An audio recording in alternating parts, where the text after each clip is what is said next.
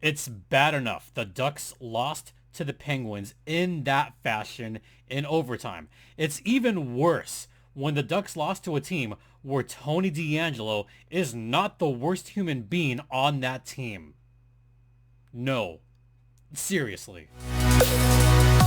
You're Locked On Ducks, your daily podcast on the Anaheim Ducks, part of the Locked On Podcast Network, your team every day.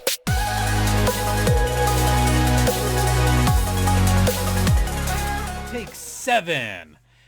Welcome everyone to Locked On Anaheim Ducks, part of the Locked On Podcast Network. I'm your host, Jason JD Hernandez.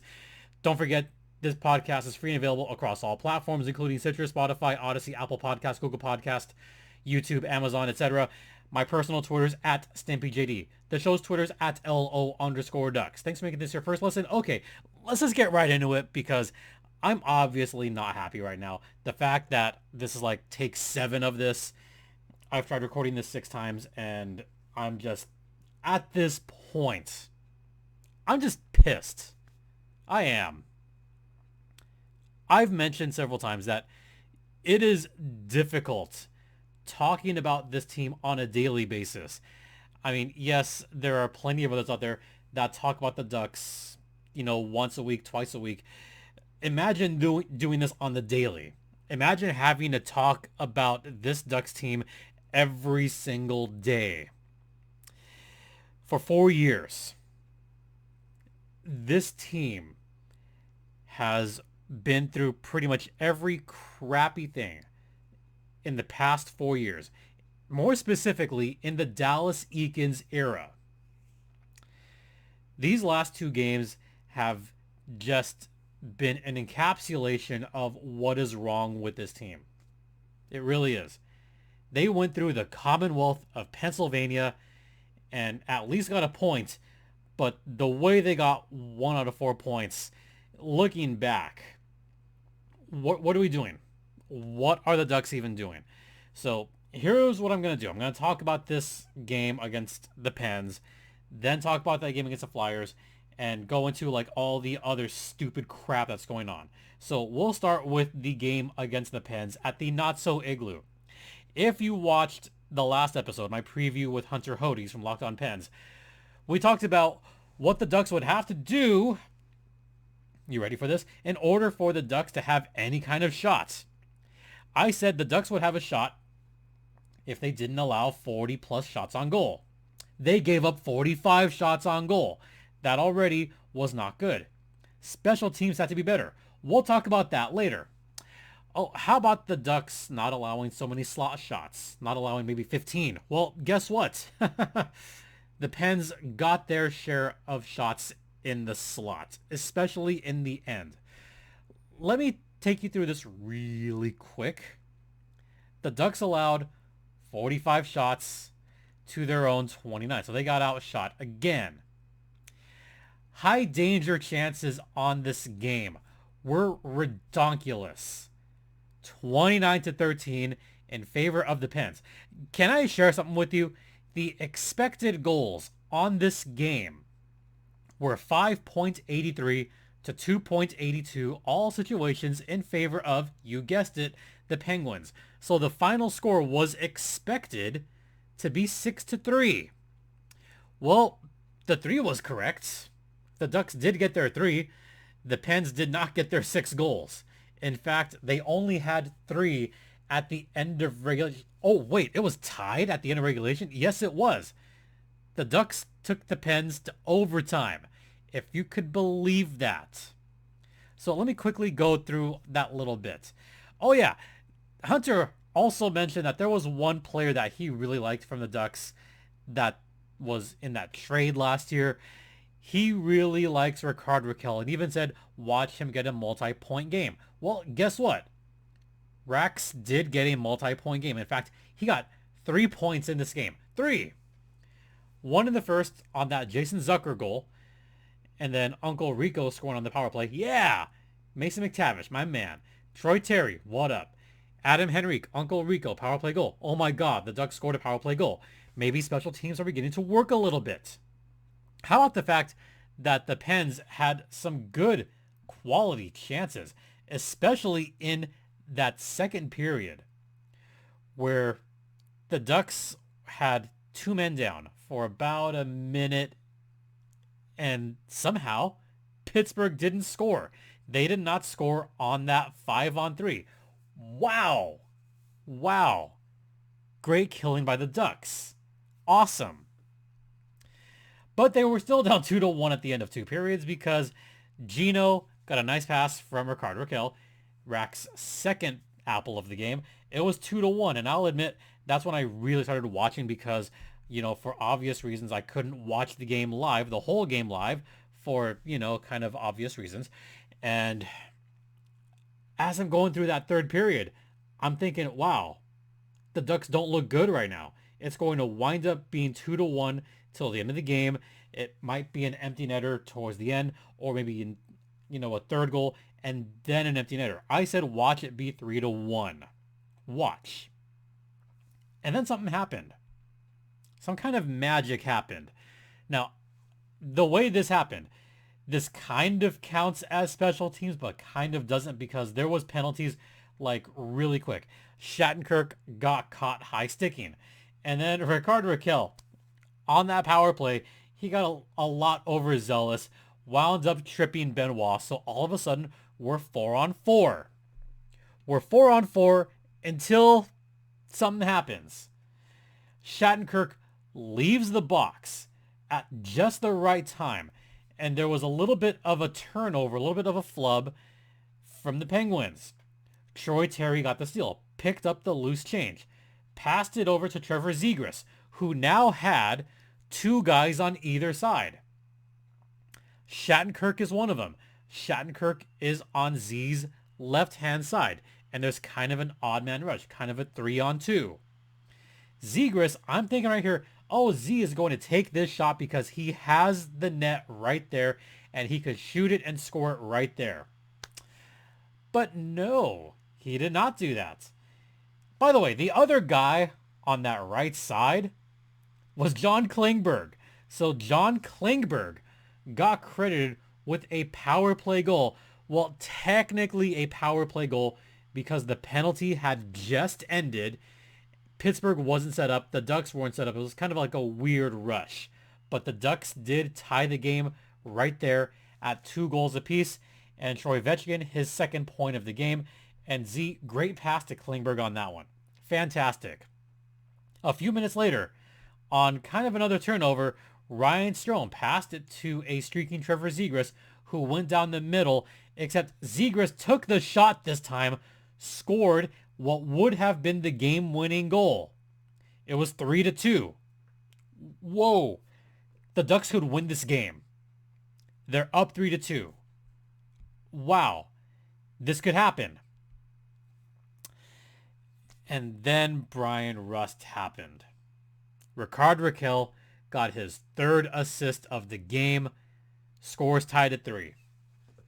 Great passing all around. The Ducks were 6 versus 5 against them, and they gave up that goal with 25 seconds left. Another late last minute goal given up by the Ducks. They've done this a lot this season. They did it a lot last season. They did it 2 years ago. They did it 3 years ago. They have a penchant for giving up very late goals, which will result in a loss. Like this one did. Oh, but how this one ended. I feel like I could talk about this for a while. So what I'm going to do is I'm going to head to the first intermission right now, talk about how that game ended and why it was embarrassing. We'll get to that on the other side. But first, let's talk about BetOnline, which is the one place that has you covered, the one place that we trust. BetOnline has you covered this season with more props, odds, and lines than ever before. If you want to check out the lines for the NBA, you can do that. They have the NHL as well. And hey, the football playoffs are on right now. And boy, what if you bet on that wild Chargers-Jags game in which the Chargers blew a 27-point lead? If you had put money on the Jags, you would have made a big amount of money. So if you want to check out the latest props, odds, and lines, head over to BetOnline using either your mobile device or your laptop. BetOnline is the official online sportsbook of the Locked On Podcast Network, and please gamble responsibly. Welcome back to Locked On Anaheim Ducks, part of the Locked On Podcast Network. You're locked in with Jason JD Hernandez, and I'm just going to one take this because I did like 7 takes on that last segment. This is take 3 of this segment, so I'm just going to go straight through, just power through. If there's any mistakes, oh well, so be it. Yeah, that overtime against Pittsburgh, the Ducks had that game. The game was on Trevor Zegras' stick. It was. Absolutely. And what happened there, I can't even believe it. It's 3-on-3. Trevor Zegras winds up with a breakaway against Casey DeSmith. 1-on-1. Zegras versus Casey DeSmith. Z could have done any amount of tricks to get it past DeSmith. He could have deked right, faked left, and went back to the right. He could have done like his little toe, like the little toe stick goal, just flip it up on the edge of a stick. I've seen him do it. I saw him do it as a member of the San Diego Gulls against JF Berube. We know he can do that because I freaking saw it live. He could have had some kind of trickeration goal or pretend like it was a shootout because we've seen that live too. We've seen Z on the shootout. We've seen how good he is on the shootout this season. And he elected to pass it. Maybe he remembered that the Ducks were tanking after all. Maybe he remembered that, hey, if I want to play with, my buddy Connor Bedard, maybe I should tank here, right? Yeah, let's do that. Zegras tried to pass it to Cam Fowler. Fowler wasn't ready for that pass. And all of a sudden we have an odd man rush going the other way. Sidney Crosby passed it to Jake Gensel, who put it away over Gibby's shoulder, and that was it. Pittsburgh won 4-3 in overtime, and the Ducks squandered a major chance to at least get one victory on this road trip. This would have been at least a kind of statement win for the Ducks. And it wasn't. Now, I get that Z is a great playmaker. And this is kind of the yin and yang of Trevor Zegras. We saw this in the third period. On the quote-unquote power play. It wasn't even really a power play. Shaddy had just left the box. It was barely a power play in the third for the Ducks. But on that Klingberg goal, Zegras had a lane. He could have shot it. He chose to pass it to Klingberg because he saw that Klingberg had a better shot, and Zegras had a good shot, but there was still a defenseman right there, parked right by where Zegras was. So Zegras could have had a decent shot, maybe a rebound, but Klingberg was the better option on that one. But minutes later, Zegras was kind of alone in that slot area because no one was covering him. And Z said, oh, I have an open shot. I'm going to take said open shot. And he scored it. So what was he doing in that situation in overtime? Now, granted, if the pass to Fowler connected, well, first off, it was a low percentage pass. But if it had connected, DeSmith would have been dead as a dog. He would have just completely flopped around like a fish, given up, and Fowler would have had an easy goal to win it in overtime. But that was a breakaway for Z. That was a breakaway. There was no one in front of him, just him versus the goalie. If you're that wide open on a breakaway, take the shot. Take the freaking shot.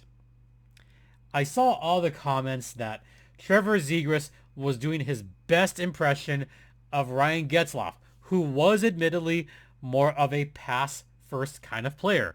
But even when Getzlaf had breakaways like that, yeah, he passed it once in a while, but for the most part, when Getzy had a breakaway like that, he shot it.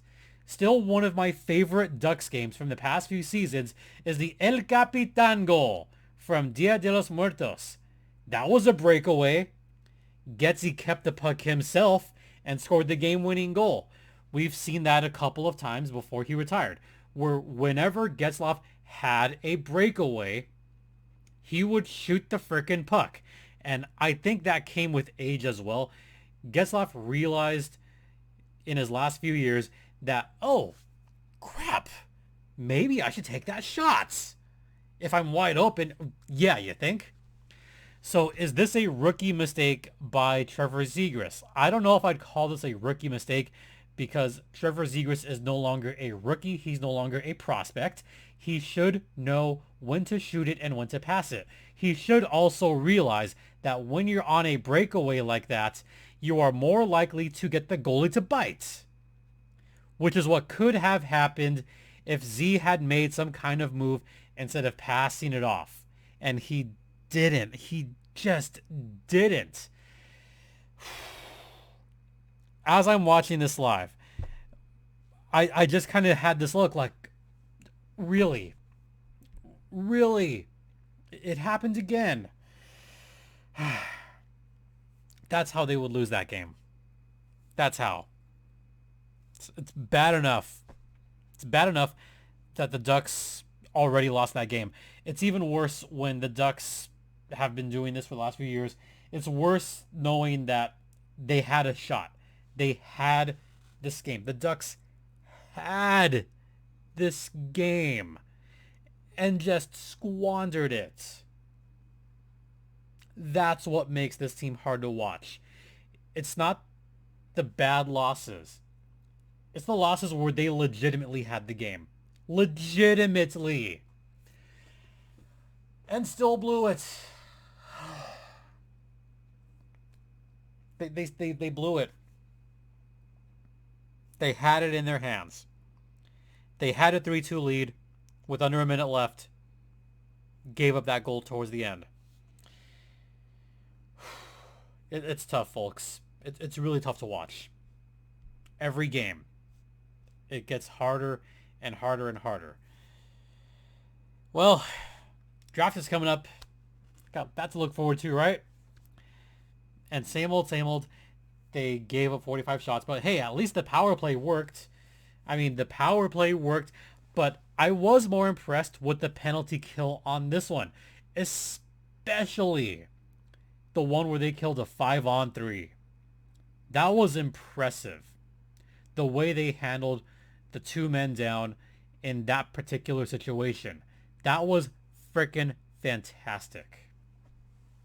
Loved it. Whew. But it was to no avail. Ducks lost that one 4-3. Should have won it. C'est la vie. Now I realize that we're up against it, so what I'm going to do is I'm going to make this a doubleheader on Wednesday because I'm way over time here. So instead of talking about the Flyers game on this episode, I'm just going to bring this up now because I'm already pissed off as it is. I'm already kind of in that mood. So, you know, I'm just going to go for it here. Instead of talking about the game itself, I'm going to talk about the pregame, kind of a preview for the next episode. All right. During the pregame before the Ducks and Flyers game, first thing I noticed was Lisa Dillman and Eric Stevens at Iceman Cometh. They reported that Gibby was out and Stoley, the goalie, was in. So we would have Anthony Stolarz in net, which is great because Gibby at least got to start in his hometown against the Penguins. And Stoley would get the start against his former club, the Philadelphia Flyers. Stoley, bless his heart, still loves Philadelphia. Still has kind of a spot in his heart. He's the one that had the iconic Gritty mask. Not like the little one, but the one where Gritty was just like, boom, all over his mask. And if you missed that, I talked with Stolars 3 years ago down in San Diego, and I asked him about it. I asked him legit about the gritty mask because there was a listener. Actually, two people asked me to ask him this. Rachel Donner, who hosts Locked On Flyers, like she kind of said in passing, like, "Hey, what happened to that gritty mask?" And there was a fan. There was a fan.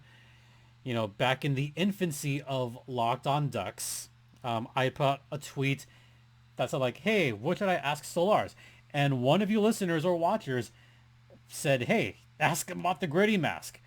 So we talked for a couple of minutes, and apparently that gritty mask he sold. Well, he didn't really sell it, but he gave it to like kind of a buddy of his, and wherever that money was gonna go, he said, "You know what? No, I'll give it to you, but let's put that money to charity." So that's exactly what happened. One of his buddies has the mask, and they donated that money to charity. It's great. Just freaking great. One of the many reasons why I love Anthony Stolarz. Just one of my favorite guys. So he was out there during warm-ups. He was the first goalie out for the Ducks. The first goalie out for the Flyers was none other than, wait, Sam Ersson? Yeah. Yeah, he was the first goalie out. He's been hot recently. He's been very hot. So we had our two goalies come out. And then we had all the Ducks come out. And then we had all the Flyers players come out. Oh, by the way, I should point out it was Pride Night in Philadelphia. Yes, we're going to talk about this. We're absolutely going to talk about this. Can you tell? I mean, okay. So this is no secret by now. For those of you that have known this, I'm currently the public address announcer for the Coachella Valley Firebirds. And one of the nights that we had at Coachella Valley recently was a Pride, well actually not even a Pride night. We had a Pride weekend. We had a whole weekend. The anthem singers were both, you know, part of the LGBT community. We had several members of the LGBTQ community dropping pucks on both of the weekend games. Also, the Firebirds, I mean, that logo is fire. Literal fire. The jerseys were a thing of beauty. I mean, I wanted to get a jersey, but they only had so few to give away. So, you know, I couldn't exactly get one, but I got to see it up close. Got to get some pictures of it. It's beautiful, but I got a flag because I fully support the LGBTQ community. Fully support. I have friends, some longtime friends that are gay. I've got friends, I've got colleagues even. Colleagues on this very network that are part of the LGBTQ community. And to see what happened before the game, disgusting. Very disgusting. Ivan Provorov, a defenseman for the Philadelphia Flyers, refused to go out in warm-ups. Why did he refuse? Because during warm-ups, the Flyers wore their special Pride Night jerseys that they were going to auction off during the game. Really cool looking jerseys. And Provorov refused. And he cited religious reasons. As I said, imagine losing to a team where Tony DeAngelo isn't the biggest piece of crap on that team. Imagine that. People already hate Tony DeAngelo for a plethora of reasons. And Provorov just blew that out of the water in one fell swoop by citing, you know, that he's got his own beliefs, which, you know, okay, you can have your beliefs. That's fine. But at least at least go out there just for like a minute and at least take like a short warm up and that's it. You can like take a warm up for a minute, go back in the locker room, take off the jersey. That's it. That might have been okay. It might have been. But for him to flat out refuse, I'm gonna use this word carefully here. It's kind of cowardly. It's absolutely cowardly. You do not go out there during the team's first Pride Night when you have teammates that are donating their time and money to the local LGBTQ community and do that. It's a bad look, especially on the team's first Pride Night. They're never going to have a Pride Night again, not after this. I mean, for some teams, it took long enough to have a Pride Night. Like I said, this was the first one for the Flyers. I bet they don't do this ever again. I hate to say it, but they might not. And this is where we are right now. We're in the year 2023, and we still have players that think it's, I'm going to say it, that think it's disgusting. There are still a lot of players in the NHL and AHL that think it's disgusting. And I liked this from Steph Driver, and I retweeted this. Provorov was allowed to play in this game for the Flyers, the organization that was the first to say that you'll be removed from the arena if you utter a homophobic slur after refusing to wear a Pride logo for warm-ups. Now, did he have a right to refuse? Yeah, he had the right to refuse. I mean, the Flyers could have responded by not allowing him to play. Yes, he has that freedom. But it doesn't give you the freedom from all the consequences that are going to happen right there. And there's going to be a lot of consequences from this. There really are. At the very least, I would expect some kind of apology from Provorov because of this. And you know what? I'll even go even further. You know what? I'm going to peel back the curtain here just a little bit. Just hold on 1 second, folks. Just excuse me. Okay, I'm going to do this. All right. I get a script. Yeah. I get a script every game during the Firebirds games. I get a script. And in that script, there are certain things that you cannot do. And I know I have it in here as well. You do not have discriminatory language. It actually says that in my PA script. And I remember this because I've said this 8 times already. There is no place for discriminatory language. And it even goes so far as to say that if you throw out a homophobic slur, you could get thrown out of the arena. Yeah, I mean, I know I have it in the script because this is from the last game that I have, but I say this every time. And it's there for a reason. It's absolutely there for a reason. It's there because of stuff like this.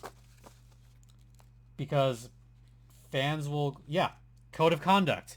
The AHL has a code of conduct. The AHL, the league, requires anyone who uses objectionable, undesirable, racially discriminant, or homophobic slurs. Can't do that. And those spectators are subject to immediate ejection in addition to possibly being arrested. You know, I don't think you'll get arrested for saying a homophobic slur, but you will get ejected from the game. It's as simple as that. It's as simple as that. And yet it's still happening. It is still happening in the year 2023. It's just sad. It's just really sad. And like I said, I have colleagues, friends, allies that are part of the community, and I stand with them. One of my really best friends, who's a hockey fan, and I don't know if he's watching this, but his name is Chris, who I've done radio stuff with a long, long, long time ago. Like we're talking over a decade ago. God, close to 2 decades ago. Now that I think about it, I used to do some of the radio spots for him down at, gosh, I forgot the radio station, but it was a long time ago. It was for an 80s show. And he's gay. And he's a hockey fan. Him and I have had discussions about this when there have been other actions, despicable actions from players that are homophobic. We talked at great deal just about all the despicable stuff that's happened. I know I'm going to get a phone call from him probably tomorrow because he is a hockey fan. He's a big hockey fan. He actually lives in South Jersey, close to the Flyers. I'm sure he's heard about this by now. He's got to be disgusted. I'm disgusted on his behalf. It's terrible.